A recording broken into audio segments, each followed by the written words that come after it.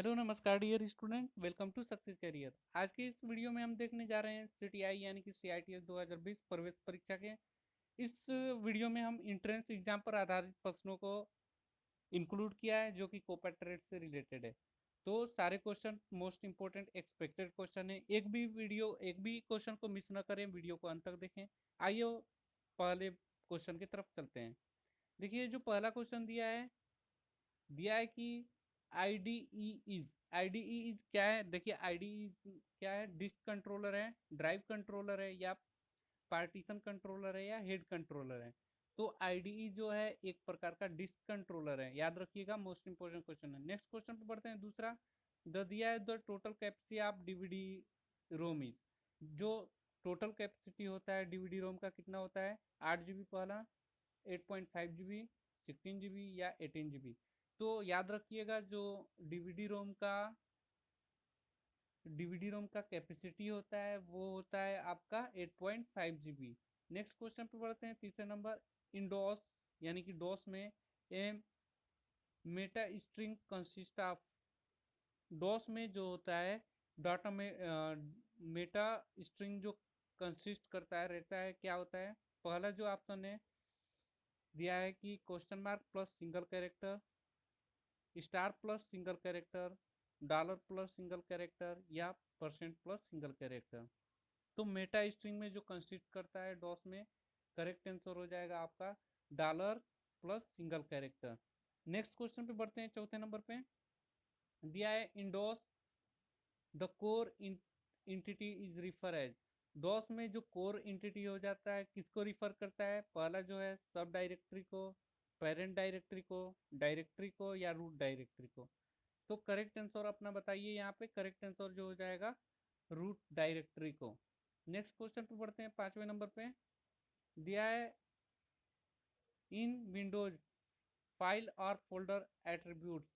जो विंडो में फाइल और फोल्डर को एट्रीब्यूट किया जाता है, 2 टाइप से, 3 टाइप से, 4 टाइप से, या 5 टाइप से। बताइए करेक्ट आंसर पांचवे का। जी, पांचवे का करेक्ट आंसर जो होगा वो सी ऑप्शन होगा, 4 टाइप से ना। विंडोज फाइल में फाइल फोल्डर को एट्रीब्यूट 4 टाइप से किया जाता है। नेक्स्ट क्वेश्चन पे चलते हैं। 6 नंबर पे दिया है which is words standard template. दिया है कि कौन सा वर्ड जो होगा स्टैंडर्ड टेम्पलेट के रूप में होता है। पहला जो है कंटेम्प्रोरी, दूसरा डॉक्यूमेंट, तीसरा एचटीएमएल, और चौथा सिस्टम फाइल। तो करेक्ट आंसर जो आपका हो जाएगा वो ए होगा, कंटेम्प्रोरी। याद रखिएगा, वर्ड स्टैंडर्ड टेम्पलेट है कंटेम्प्रोरी। नेक्स्ट क्वेश्चन पे बढ़ते हैं। 7वें नंबर पे दिया है कि द शॉर्टकट की for full screen. Full screen के लिए शॉर्टकट की क्या है? आपको पता है तो कमेंट बॉक्स में बता दीजिए।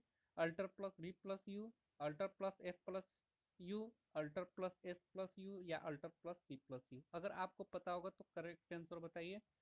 चलिए, करेक्ट आंसर मैं बताता हूँ। पहला होगा alter plus V plus you.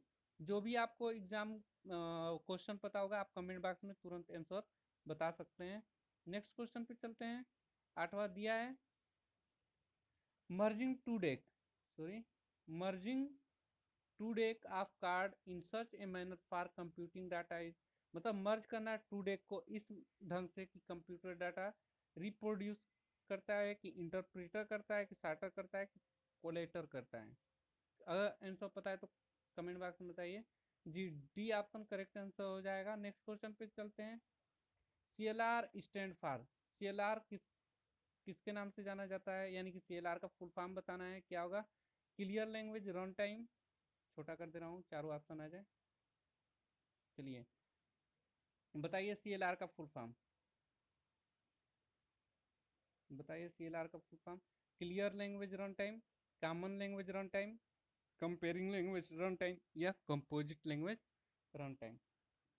तो जो सीएलआर का फुल फॉर्म होगा वो होगा कॉमन लैंग्वेज रन टाइम। याद रखिएगा, मोस्ट इंपोर्टेंट क्वेश्चन है सीएलआर। नेक्स्ट क्वेश्चन पे चलते हैं। दिया है 10वां, क्या दिया है, चलिए हाँ, a multi branching controls statement is. सब स्पेस छूट गया है, देखिए।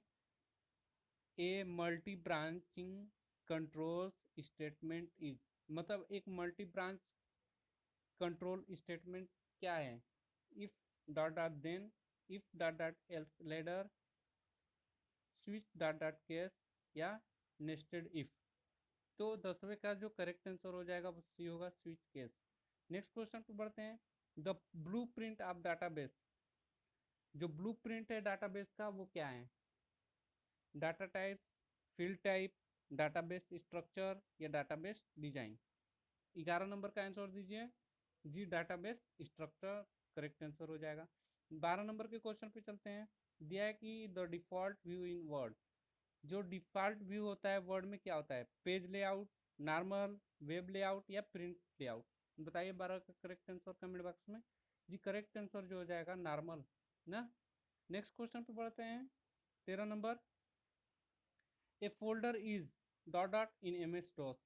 एम एस डॉस में एक फोल्डर को किस नाम से जानते हैं? फाइल, फाइल नेम, डायरेक्टरी या चौथा करेक्ट आंसर बताइए, चौथा सब डायरेक्टरी। जी तो 13 का जो करेक्ट आंसर हो जाएगा वो सी होगा, डायरेक्टरी। जो a folder is a DOS में ए फोल्डर, देखिए a folder is a directory in M S DOS, answer हो जाएगा। नेक्स्ट क्वेश्चन पे बढ़ते हैं। 14 नंबर दिया है कि Microsoft 3.0 was release in the year.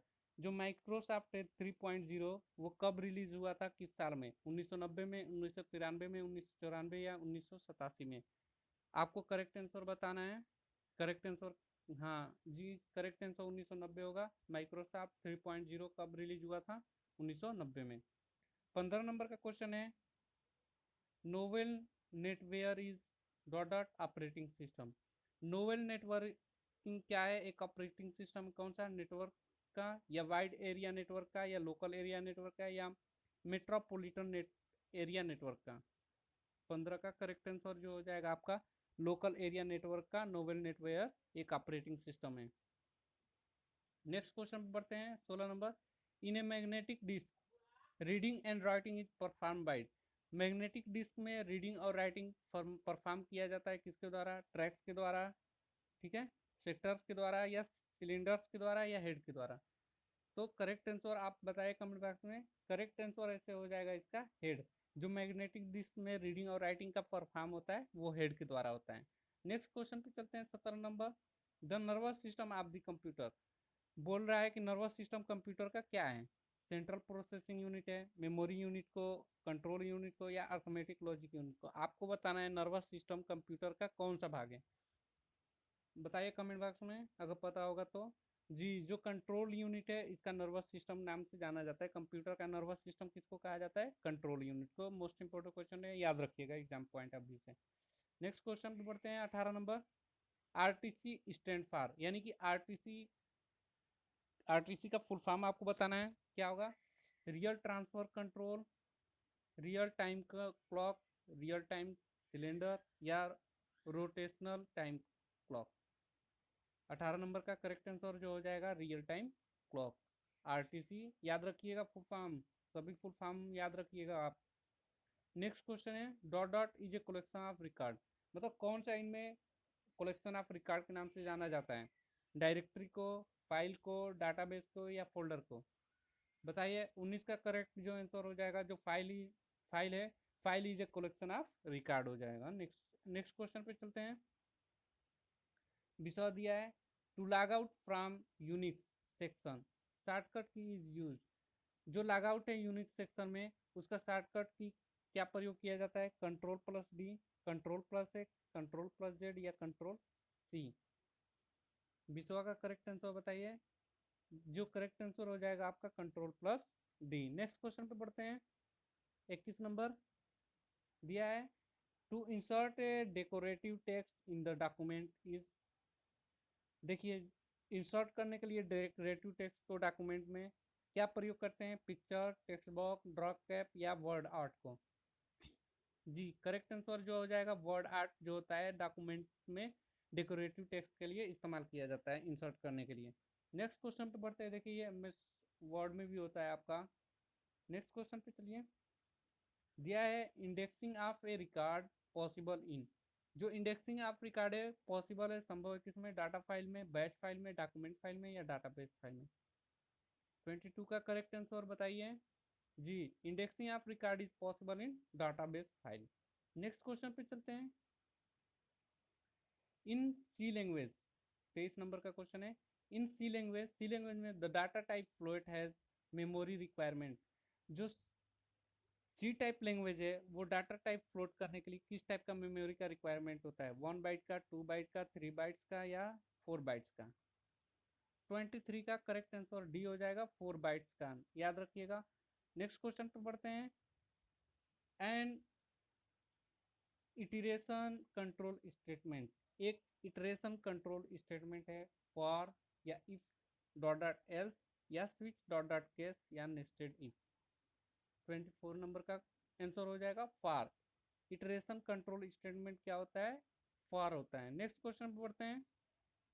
दिया है इन सी लैंग्वेज में dot dot function is use to allocate block memory. ऐसा फंक्शन जो एलोकेट ब्लॉक मेमोरी के रूप में यूज करते हैं। पहला जो आपका ऑप्शन है, पहला ऑप्शन है आपका कैलोक, दूसरा री एलोक या फ्री या एम एलोक। बताइए करेक्ट आंसर। करेक्ट आंसर आपका जो हो जाएगा वो डी ऑप्शन सही होगा, एमएलओ हो जाएगा। देखिए आपको मैंने इस वीडियो में 25 क्वेश्चन कराए जो कि सारे इंपॉर्टेंट क्वेश्चन है और किसी ना किसी एग्जाम में आए हुए प्रश्न है। मोस्ट एक्सपेक्टेड है कि आपके एग्जाम में आ सके। अगर ये वीडियो पसंद आया होगा तो प्लीज़ लाइक कर दीजिए दोस्तों, चैनल पर नए होंगे तो सब्सक्राइब कर दीजिए। Okay, thanks for watching this videos. Tata bye bye, सबा खैर, शुभ रात्रि।